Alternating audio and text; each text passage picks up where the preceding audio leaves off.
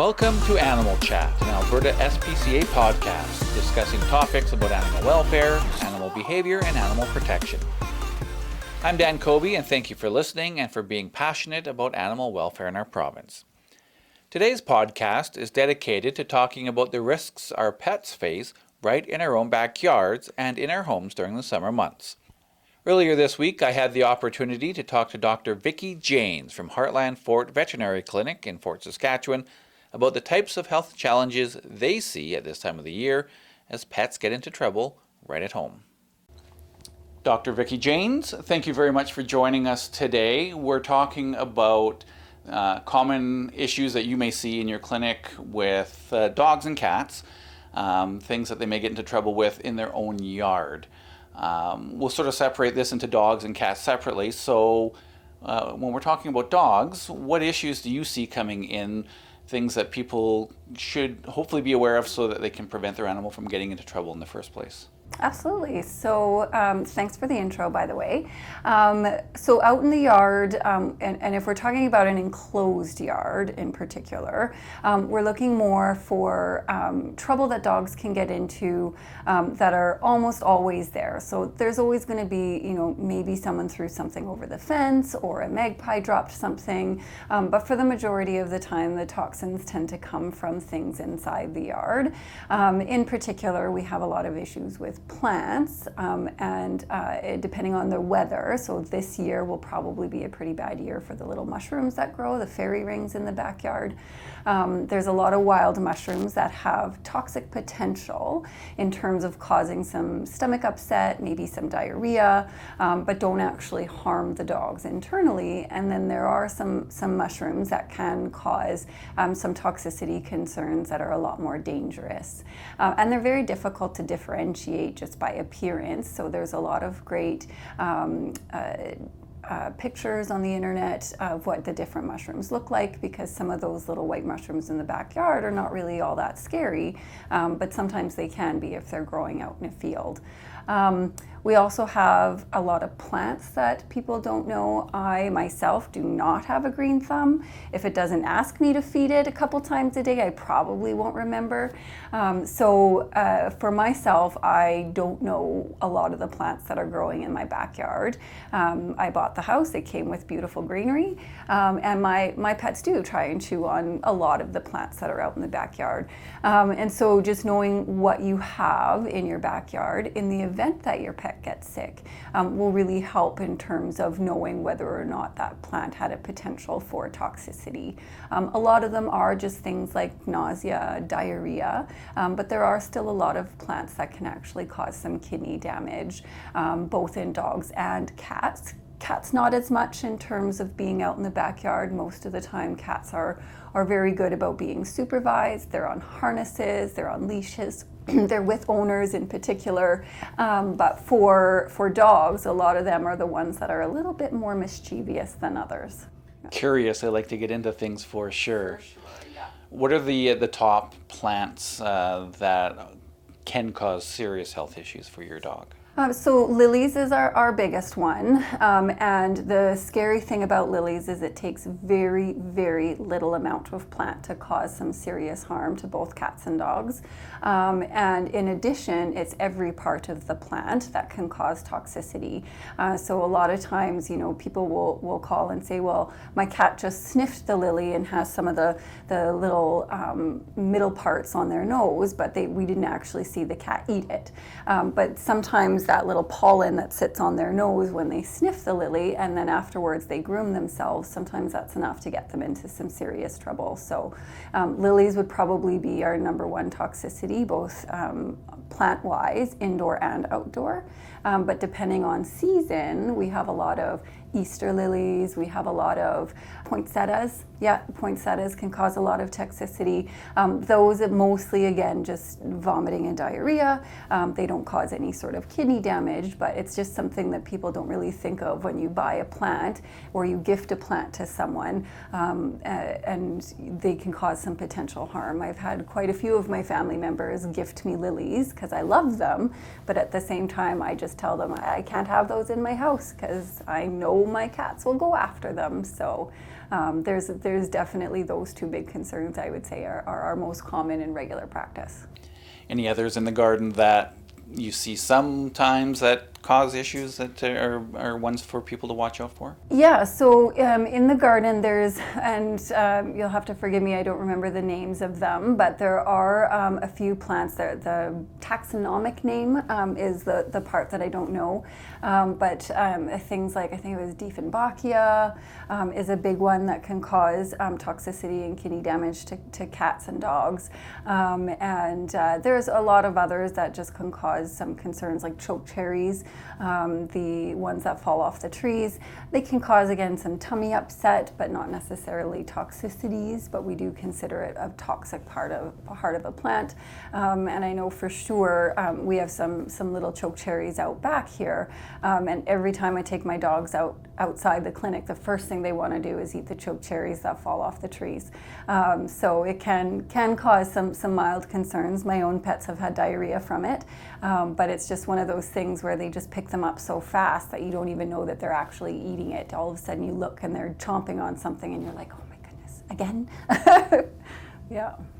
Any vegetable or fruit type plants that cause problems? Yeah, so not really in this climate in terms of like cherry trees and things like that.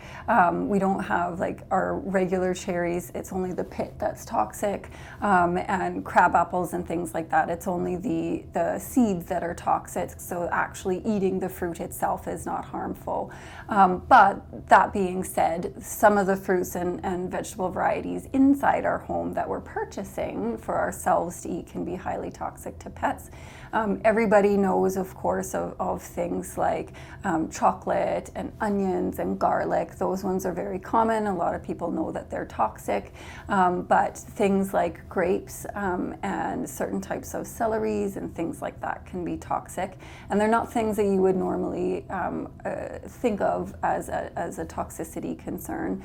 And in things like grapes, we don't actually know what the toxic component is. Some dogs could eat a whole bunch of grapes and be totally fine. Some dogs can eat one grape and have some toxicity. So it's always a thing that I would say, err on the side of caution and just don't even try and give them two of them as a treat. If one falls on the floor, the race is on. See who could get it faster, hopefully you.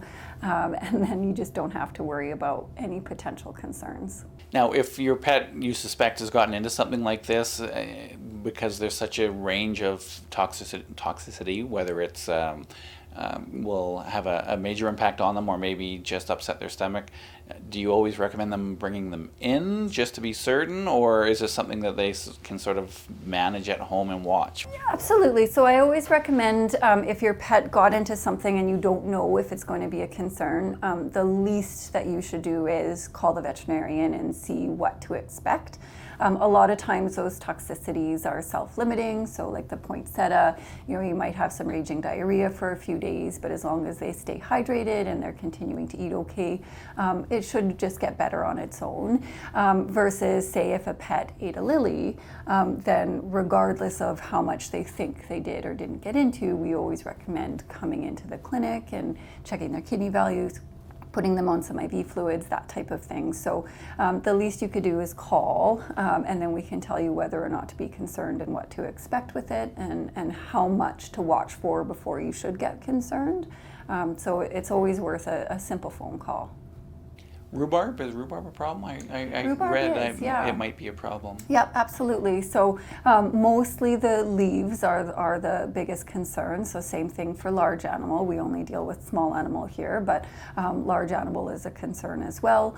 We do have some certain plants that can cause what we call oxalate toxicity. So they create crystals or stones within the urine, and can harm the the urinary tract in that regard. And so rhubarb can be things like that.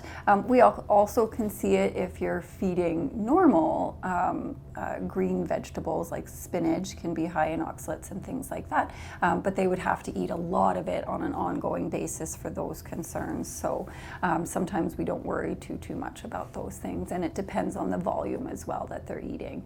Most rhubarb plants, like the leaf itself is not delicious. So they might take a bite or two and then, change their mind about whether or not they want it to continue. So it's not a huge concern that we see in small animal practice. Anything else in the backyard or maybe the garage that you see coming in in animals? For sure. I would probably say, and it was always a huge concern prior to legalization, but of course with legalization, people are just more open about it. So marijuana obviously can be a very big concern, and especially now that it's legalized, right, we can see people that do find things like that are just out in the field, right? So if you're taking your dog for a walk, if they're at the park, there's always times that there is just little ends of things around, and dogs do seem to have a propensity to eat those things. And again, it may not be something that you notice right away, but the clinical signs for that one are pretty obvious. And so it's probably one of our most common and also most concerning toxins, even though the animals themselves are relatively safe. They tend to get very high, and it can be very scary for owners because their dogs are disoriented, they're falling over, they can't walk properly, they're not responding to owners, and so it's very, very scary for them, and it's something that we see very, very commonly. And so it can be things that are in your own house that maybe somebody left out. It can be things where a lot of people go out to the garage and partake out there, or you have friends over in the backyard or something, but it is something that we see really commonly. Inside the garage, obviously, all sorts of oils, antifreeze, those are quite big concerns, but people are generally pretty good about not leaving those things out. So we don't see a ton of antifreeze toxicity anymore compared to what we used to in the old days.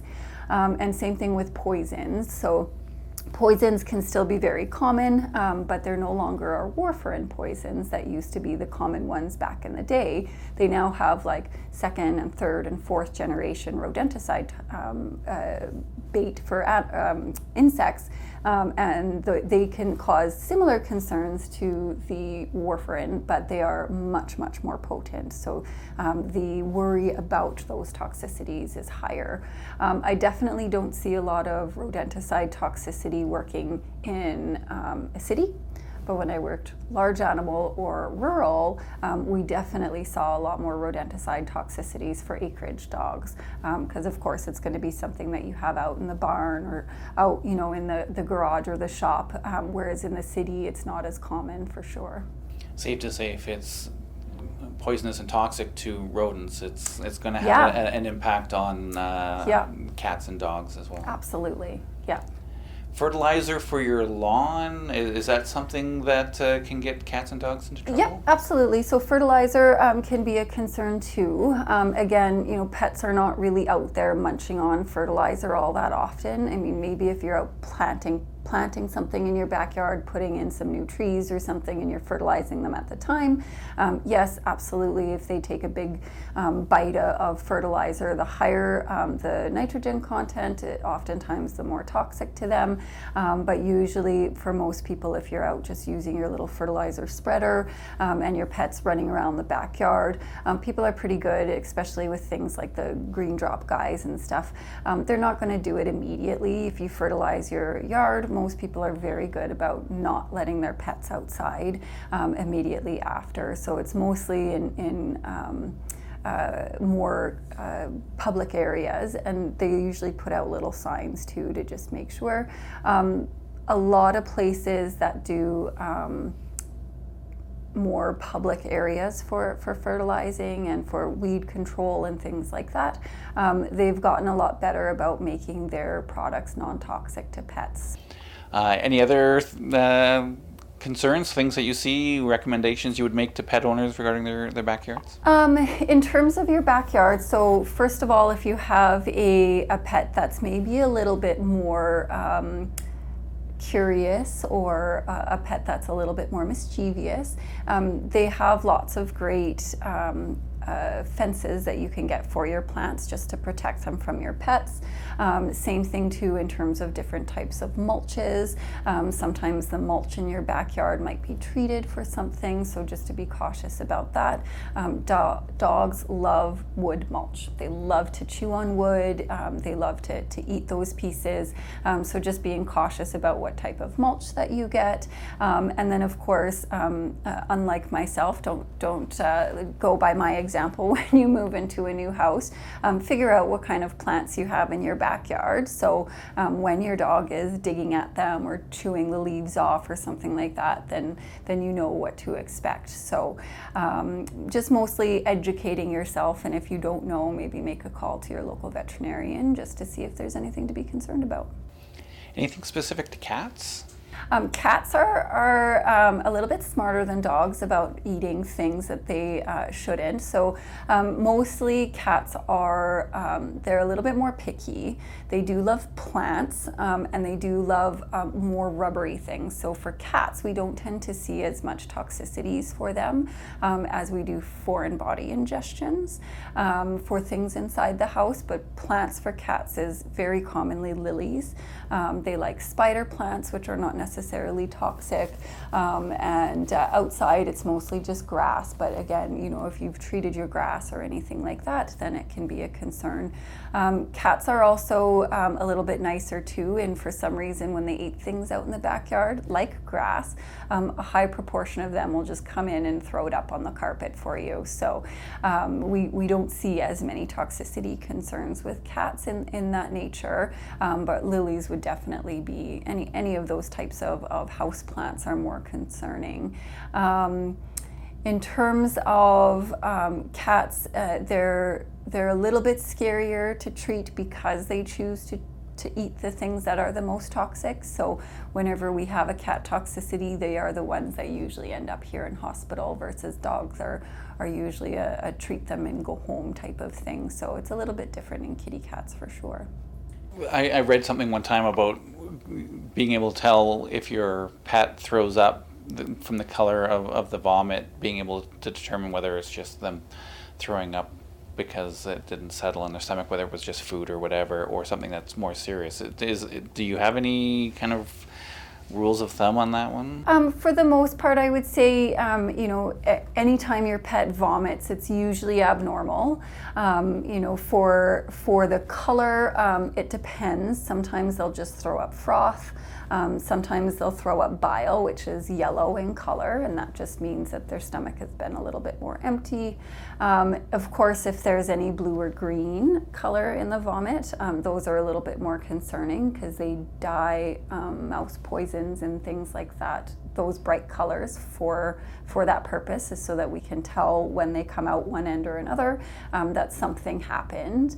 And then of course for pets, if their vomit has a really, really foul odor to it, like more than just vomit does, and it's like a dark greeny or brown color, then I'm always concerned because that usually means that things are not moving very well. So that's a big concern for vomit as well.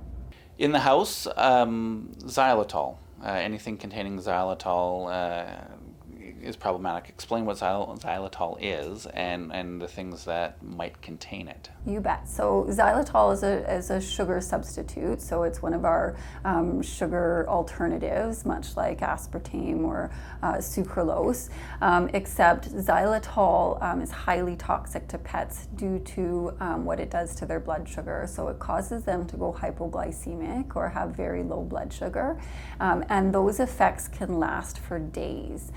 And so xylitol toxicity can be very, very dangerous and usually requires multiple days in hospital due to the effects on their blood sugar. Xylitol is now commonly found in sugar-free gums. It can be found in sugar-free peanut butter or peanut butter alternatives like the powdered peanut butters and that. So mostly if you're buying a product that has the sugar-free label on on it, just to be very cautious that if you have anything that contains xylitol, that you don't make dog treats or leave it out so that they can get it out of your purse or off the counter or something like that, because it can be one of the most expensive as well as detrimental toxins out there. Ticks and fleas are a problem outside, regardless of whether you're in your yard or not. In fact, they're probably more of a problem on walks, I would think, than they are in your yard. But it is something that you see on an ongoing basis? Absolutely. It's definitely becoming more prevalent as each year passes. And we're also starting to see ticks more commonly in urban areas rather than just rural environments. So we are more concerned if you're going hiking or camping, or if you live on an acreage that has a lot of wooded areas. Those are definitely more concerning, tall grass, but they are everywhere. They're around all year, but there's definitely a season where we see them more commonly, which is spring through fall. We are seeing a lot more people who are aware of ticks and are taking precautions in terms of using tick preventatives on their pets. I would say that the majority of my patients this year have elected to take tick prevention, and especially too, I find with having COVID the last couple of years and people not really being able to do a whole lot, the quality time that people have been spending with their pets, getting new pets, getting out and about, going for walks, taking them to the dog park, going camping has been becoming a lot more common, and so that we have a lot more pets in those areas for sure. Outside of our province is a big concern too, so Saskatchewan and Manitoba are very prevalent for ticks, and we have people traveling there. You know, they've got family, you can't really go anywhere else, so you know, you visit your family or you go travel a little bit more locally, and so a lot of those places do have some tick concerns as well, and so people are electing to educate themselves and take tick prevention for travel, regardless of where they tend to be going. Ticks are hard to see. How what would be the indication that the scratching that your dog may be doing is a tick? Yeah, so for the most part, depending on the life stage of the tick, some of the nymph stages are exceptionally difficult to see. And a lot of times, if your pet has a tick, most people end up finding them once they're engorged. So they're a little bit larger, they've had a blood meal, you feel a little lump on your dog, you investigate, and that little tiny skin tag has legs. And so that's usually how we find them. Some people will know that it's a tick right off the bat, and they'll come in and we'll have it removed. There is a free surveillance program available for ticks, and that surveillance program just checks to see if they are the Lyme disease carrying tick and if they are carrying Lyme disease. So if you do find a tick, even if you take it off your pet yourself, you can always bring it in for free surveillance to any local vet clinic. But the people that don't take them off themselves, they will bring them in, we will remove them, we'll send them away, and just make sure that there isn't anything concerning within them. So most of the time we end up finding them by accident. Sometimes they even come in as an appointment for a check lump, and then I discover that they have 8 legs, mostly by accident as well, but at least there's usually good news with that is that I can cure that one that day, lump removed. But they are becoming a lot more common for sure. Dr. Janes, thank you so much for taking the time and sharing this very useful information. I know that lots of people will share the podcast, knowing full well that lots of people will find this very, very helpful. Thank you. You are most welcome. There was a lot of information here, and we've included this and additional info in the show notes section of our website, albertaspca.org/news/podcast. You may also be interested in our episode from last week titled Reptiles Need Vet Care Too, which can also be found in the same section of our website. Thanks for listening. Bye for now.